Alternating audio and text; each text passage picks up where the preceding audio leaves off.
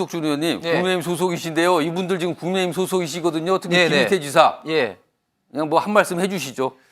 저도 지방 공무원 출신으로서 사실 이제 지방 공무원은 국회의원하고 다르게 사실은 여러 가지 이제 관리해야 될 사항이 굉장히 좀 넓습니다. 그렇죠. 그렇기 때문에 이런 태도 자체가 사실은 그 적절한 조치는 적절한 사항은 아닌 것 같고, 단지 이제 조금 더 구체적으로 팩트를 하면 모든 사항을 도지사가 그 업무 분장으로 책임지도록 되어 있지는 않습니다. 현재 규정상으로는 예. 산불 같은 경우는 30헥타를 기준으로 해서 30헥타 이하는 이제 시장이나 군수가, 그리고 그 이상은 이제 도지사가 하도록 되어 있습니다. 이번 예. 충북 같은 경우는 이제 21헥타라고 하는데, 그렇기 때문에 1차적인 진화 책임은 제천시장이 되도록 있죠.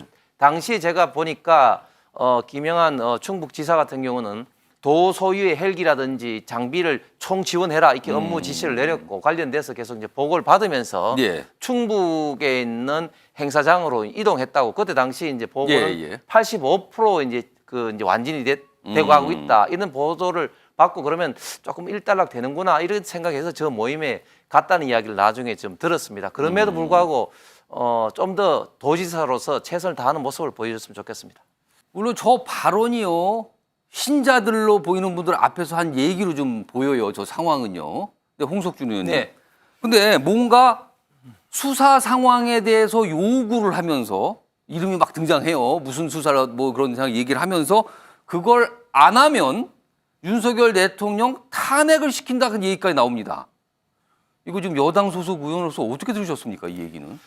요즘 민주당이 워낙 탄핵을 많이 하다 보니까 이제 정강훈 목사님과 지금 탄핵 이야기를 하는 것 같습니다. 별로 번졌습니까? 그거 예, 거의 좋다고 많이 보시는 지금 거예요, 번지고 지금? 있는 것 같습니다. 친구 사이에서도 지금 요즘 탄핵이란 말이 유행으로 나오는데 요즘 정강훈 목사의 발언이 조금 상당히 좀 세지고 있는 것 같은데, 물론 이제 저는 조금 이해는 됩니다. 왜냐하면 이제 정강훈 목사를 비롯해서 사실은 이제 강성 어떻게 보면 이제 우파 세력이 그동안 문재인 정부 시절에 엄청나게 좀 탄압과 핍박을 받으면서 조금 나름대로 좀 적개심이 좀 많이 생겼죠. 예를 들면 사랑의 제일교회 같은 경우도 뭐 어떤 그 재개발이라는 명분으로 뭐 강제 철거가 되고 뭐 그러면서 자연스럽게 예. 좀 그 교회의 어떤 신도들하고 좀 대립도 좀 되고 그랬습니다. 그런데 저는 사실은 우리 이런 MBN 같은 이런 공중파 방송에서 과연 이 정강훈 목사의 발언 하나하나를 이렇게 비중 있게 다룰 필요가 있겠나, 이런 좀 생각이 드는데, 예. 왜냐하면은 조금 전에 우리 그 전재수 의원도 뭐 정리하라는 말씀도 하셨는데, 예.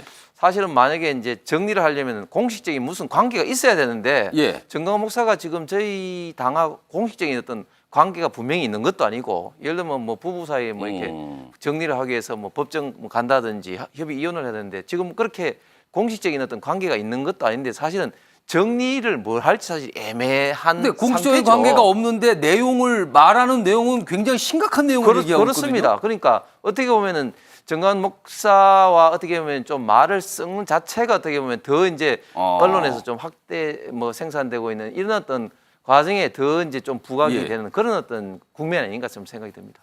홍석준 의원님, 지금 예. 최기식 변호사 말씀대로면 이분들이 과거부터 역할이 있었는데 지금 단절하는 거는 현실적으로 굉장히 어렵다. 그렇다면은 어떻게 되는 겁니까? 그럼 그냥 계속 같이 뭐 지지를 받고 이렇게 가는 겁니까? 저 최 변호사 말씀을 좀 이제 인장 선생님 말하면, 사실은 2018년도 19년도에는 이제 문재인 정부의 어떤 정책, 특히 조국을 비롯한 어떤 내로남불로 인해서 많은 국민들이 분노해서 당시 이제 광화문을 중심으로 해서 이제 운동을 했지 않습니까? 정강훈 목사도 이제 그 부류 중에 한 분이고, 예. 그래서 저희들 지금 당에서 생각은 물론 과거의 어떤 그 정권 교체에 대해서 이제 열심히 운동한 거는 뭐 인정을 하지만, 그러나 저희들이 이제 저런 어떤 목소리 하나하나에 저희가 뭐 기울 필요가 없다.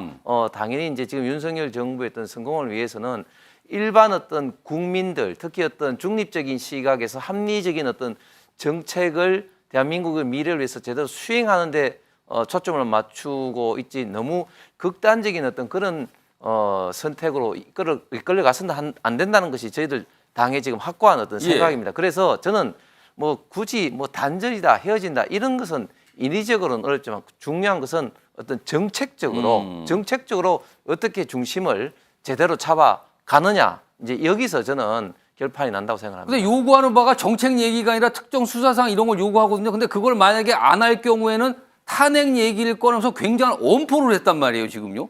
그렇다면 당에 굉장한 부담이 되지 않을까요, 그 상황이? 글쎄 뭐 제가 볼 때는 그렇게 부담이 될 것 같지는 않고요. 결국 이제 검찰이 정부에서 이제 수사를 이제 지금 현재 이재명 대표에서는 하고 있고 뭐 문재인 대통령에 대해서 수사를 하라. 예를 들면 서해 공무원 같은 경우 이제 서훈 이제 안보실장이라든지 정의용 또 실장에 대해서만 왜 하느냐, 왜 위에 그 이제 상급자인 예. 문재인 대통령에 대해서는 수사를 더 진행하지 않느냐 이런 부분에 대해서는 불만이 있는 어떤 시각이 분명히 있습니다. 예. 있음에도 불구하고 그것은 어차피 또 정거대로 이제 하는 검찰의 수사니까 이것은 예. 이거대로 지켜보면 될 것 같습니다. 홍석준 의원님. 몇십만은 아니지만 그래도 몇만, 뭐 만 이상은 쥐고 있는 거냐. 당원들의 그러니까 영향력 행사 가능한 거냐. 이런 분석 나오는데 이거 어떻게 보십니까? 저도 정관 목사가 그 일부는 이제 당원으로 당연히 좀 가입시킨 것 같아요. 그런데 저는 조금 전에도 말씀드린 것처럼 중요한 것은 이제 정관 목사의 어떤 주장에 저희들이 이제 당이나 윤석열 정부의 정책이 뭐 휘둘리지 않으면 사실은 뭐 아무런 좀 문제가 없다고 생각하는데 예를 들면 조금 전에 개딸 비교도 나왔습니다만 개딸들은 일일이 그 민주당 의원들 찾아가서 예를 들면 서른 의원 사무실에 찾아가서 막 항의 시위를 하고 문자 폭탄을 보내고 또 심지어 수박 칠적이다 이런 포스터를 막 뿌리면서 적극적으로 조직적으로 각 개별 의원들의 표결에까지 침해를 하고 있습니다. 그러기 위해서 정가원 목사는 사실상 뭐 저런 어떤 조금 험한 말은 하지만 그거하고는 완전히 좀 결이 지금 다른 그런 상황인 거죠. 근데 지지율에 부담을 준다는 시각이 있는데 그건 어떻게 보세요? 그렇습니다. 그렇기 때문에 저는 진짜 부담이 주는 것은 결국은 정강원 목사의 어떤 주장이나 그런 것을 정말 이제 당에서 그 영향을 받느냐 안 받느냐 이런 것을 이제 국민들이 보고 있다고 생각합니다. 홍석준 의원 이제 짧게 뭐 비슷한 질문인데 조선 제1의 혀라는 표현까지 등장을 했습니다. 이거 어떻게 들으셨습니까? 이 표현. 어제 본회의에서 저는 상당히 좀 이색적인 관계를 많이 봤는데 보통 한동훈 장관 나오면은 이제 민주당에서는 야유를 하거나 고함을 치거나 그러는데 갑자기 뒤에서 익숙한 목소리로 박수를 치면서 잘한다 한동훈 여의도로 와라 막 이런 소리가 들리는 거예요. 민주당 의원 사이에서요? 그래서 뒤로 딱 돌아보니까 정청래 의원이 잘한다 하면서 막 박수를 치고 있는 거예요. 정청래 의원이 그 자리가 맨 뒤에 앉지 얼마나 큰 소리 하는지 빨리 한동훈 장관 여의도로 오기를 민주당이 원하는구나 이렇게 좀 생각도 드는데 지금 김의겸 의원은 완전히 어떻게 보면은 청담동 바 사건이라든지 그렇기 때문에 우리 흑숙 선생께서 지금 트라우마가 약간 걸린 것 같아요. 지금 약간 트라우마 걸렸어. 그래서 손도 제가 볼 때 좀 뜨는 것 같고 한데 저는 민주당 의원들이 앞에 분들도 말씀했지만 너무 한동훈 장관을 코너로 늘어놓고 소위 말해서 비판하고 이러기 위해서 좀 정확한 팩트가 아닌 불리한 어떤 그러니까 너무 오바가 나온다. 대표적으로 보면은 박용진 의원은 참 제가 좋아하는 분인데 그 농내 의원 그 체포 동의하고 기소를 한 게 3개월 만에 한 게 이재명 예행 연습용이다. 이거 말도 안 되는 이야기거든요. 그런 어떤 거를 했다든지. 또 김혜재 의원 같은 경우는 사실은 본인이 검사장 출신 아닙니까? 거기다가 또 본인이 검사장일 때는 그렇게 검찰에 어떻게 보면은 수사 기소권을 강력하게 주장하신 분인데 완전히 지금 다른 이야기를 하면서 또 논리에서 밀리니까 애모 이야기를 하면서 또 얘기하고 그러니까 어떻게 보면 좀 본인 스스로가 논리에서 안 되니까 어떻게 보면 농담을 하려고 근데 본인 스스로 희화화가 되는. 근데 그나마 그래도 정청래 의원은 지난번에 아주 까리 기름으로 해서 조금 약간 빠져나간 식으로 희화했는데 김희재 의원은 어제 보니까 본인 스스로 오히려 어떻게 보면 좀 작아지는 MO의 가사처럼. 그래서 민주당 의원들조차도 좀 뒤에서 수군수군 되는 이야기를 들었습니다. 그래서 좀 너무 좀 나쁜 좀 시각으로 한동훈 장관을 너무 바라보다 보니까 이런 좀 약간 좀 오버하는 이런 어떤 모습을 많이 보이시는 것 같습니다. 홍석준 의원님. 그러니까 지금 보면은 사실은 윤석열 대통령의 거부권 행사가 사실상 예고고 예상이 된 셈이에요. 지금 상황으로 보면 지금 법안 처리 뭐 민주당 얘기하고 있으니까요. 그렇다면 그 거부권 행사가 반복될 경우에 지나치게 어떤 독선적인 이미지를 또 갖게 될 가능성 이것도 있지 않습니까? 이거 걱정되는 바 아닙니까? 그렇습니다. 그런 어떤 거부권으로 제2 요구를 계속 반복적으로 했을 때 그런 어떤 부담감이 분명히 있죠. 예. 뭐 사실은 어떻게 보면 민주당이 그런 것을 노리고 지금 입법 폭주를 하고 있다고 해도 과언이 아닌 것 같고, 좀 전에 전지수 의원 말씀하신 것 중에 팩트 체크를 좀 하면은 대통령이 국회의장단을 지금 현재 3번을 식사를 했고, 예. 그다음에 지금 그 작년 말에 그 민주당 소속의 상임위원장들 초청해서 했는데 민주당에서 거부를 했습니다.